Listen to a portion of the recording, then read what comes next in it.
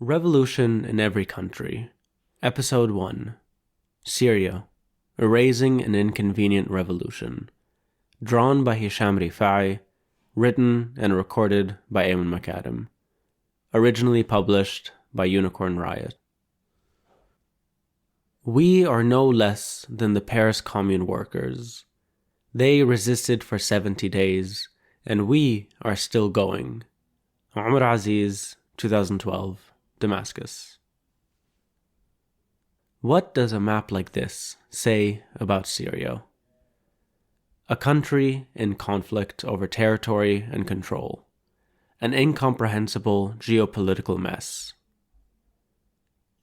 It reveals many aspects of the current situation, but erases perhaps the most important part of Syria: its people. So much has been written about the military conflicts in Syria, but there's much less interest in the actual revolutionary movements that swept the country in 2011. These discourses obscure the fact that all of this started with a popular revolution that was, and continues to be, crushed by a brutal dynastic regime.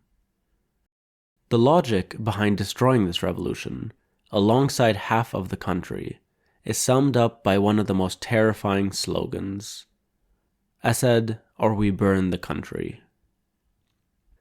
Despite military defeats and public erasure, for years people in Syria have experimented with new forms of organizing, all while resisting and revolting against an authoritarian state. If local democratic organizing is ever mentioned in discussions on Syria, it is usually in reference to the Kurdish movements in the north, who have created decentralized autonomous communes. Far less discussed, although no less significant, are the local councils that began forming throughout the country soon after protests erupted in 2011. People in cities and towns across Syria formed grassroots networks that would plan protests, document crimes committed by the regime, support their community through mutual aid, and so much more. Many councils organized themselves horizontally and even held elections. Women were able to play an important role in the affairs and decision-making process of several of these councils. Omar Aziz, a Syrian anarchist living in self-exile, returned to Syria in 2011 to partake in the momentous events sweeping the country. A few months into the revolution, Aziz wrote 2 essays about what he saw as an opportunity to spread the revolution beyond the street protests. The revolutionary movement remains separate from daily human activities. He envisioned the proliferation of small, grassroots councils that could serve revolutionary purposes.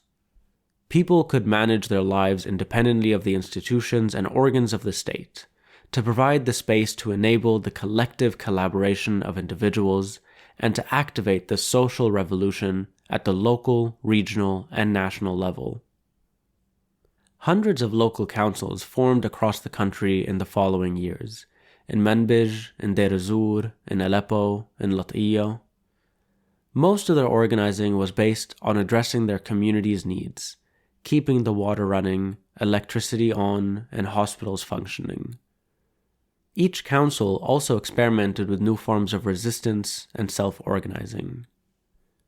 The councils were such a powerful rebuke to the regime, which worked so hard for decades to keep people divided along religious, class, geographical lines. The councils were a way of saying, fuck you, we can come together and work together. Leila Al-Shami, a British Syrian writer and activist, has written extensively about these councils. We sat virtually with Leila to learn more about them and the important place they held in the revolution. Many of the councils were established under conditions of siege.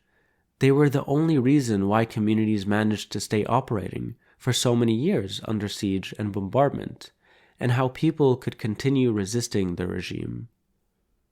People in these communities were saying that the state is the only obstacle to democracy.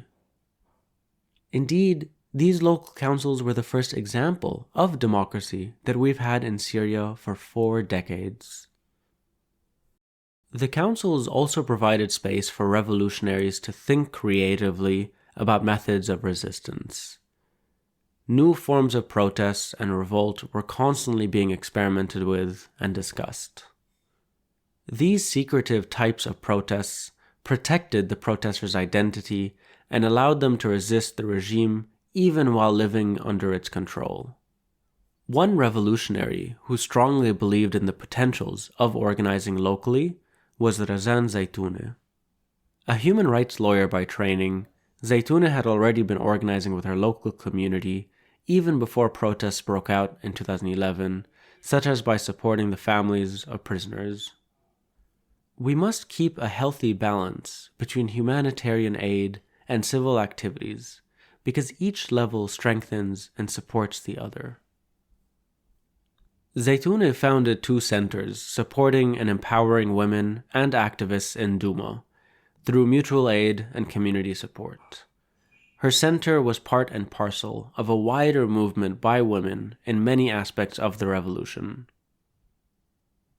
While living under siege in Duma in 2012, Zaitouneh helped create an umbrella organization called the Local Coordination Committees, LCC, which connected groups around the country that were active in organizing protests and media work, getting the word out about what was happening in Syria. In 2013, Zaitouneh, alongside 3 other revolutionary activists, were forcibly disappeared in Duma. They have since become known simply as the Duma 4. The abduction of the Duma 4 has proven to be a great boon to the regime, since all 4 are all active opposition figures who represent the original liberatory values of the revolution in their persons, in their work, and in their histories. Yassin Al-Haj Saleh, Syrian writer and revolutionary. As the situation in Syria became more militarized, ordinary Syrians who wanted nothing more than to live in dignity were either silenced, killed, or made refugees. But their resistance never stopped. Even under brutal siege, people in Syria continued to resist while fighting to stay alive. In underground bunkers, hospitals and schools were set up.